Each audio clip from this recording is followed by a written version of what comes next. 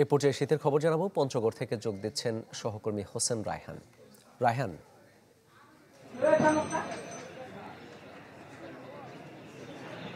মামুন, আপনি জানেন যে টানা 3 দিন ধরে পঞ্চগড় জেলায় দেশের সর্বনিম্ন তাপমাত্রা বিরাজ করছে।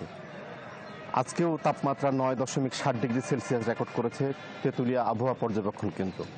এবং বিগত ডিসেম্বর মাসের পুরো সময় জুড়ে পঞ্চগড় জেলায় তাপমাত্রা 8 থেকে 11 ডিগ্রির ঘরে উঠানামা করেছে।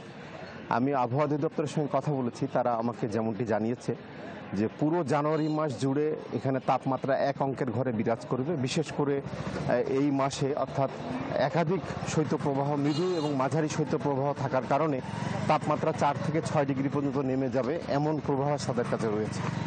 এবং আগামীকাল থেকে শুরু করে আগামী 3 দিনের মধ্যে তারা জানিয়েছে যে হালকা বৃষ্টিপাতের সম্ভাবনাও রয়েছে।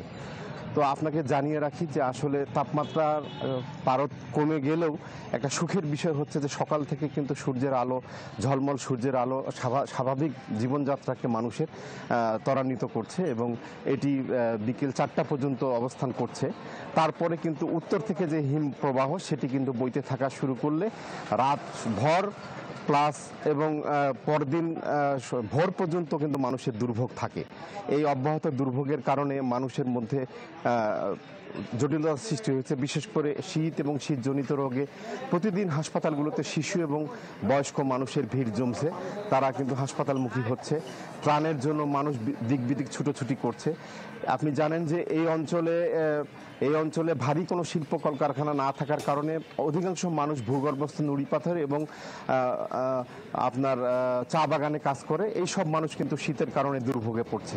সব মিলে একটা সীমাহীন দুর্ভোগ মানুষের মধ্যে বিরাজ করছে এবং এটি পুরো জানুয়ারি মাস পর্যন্ত থাকবে বলে আবহাওয়া অধিদপ্তর আমাকে জানিয়েছে। মামুন, এই ছিল পঞ্চগড় জেলার সার্বিক শীতের পরিস্থিতি আমার কাছে। জি ধন্যবাদ আপনাকে। পঞ্চগড় থেকে জানাচ্ছিলেন সহকর্মী হোসেন রায়হান।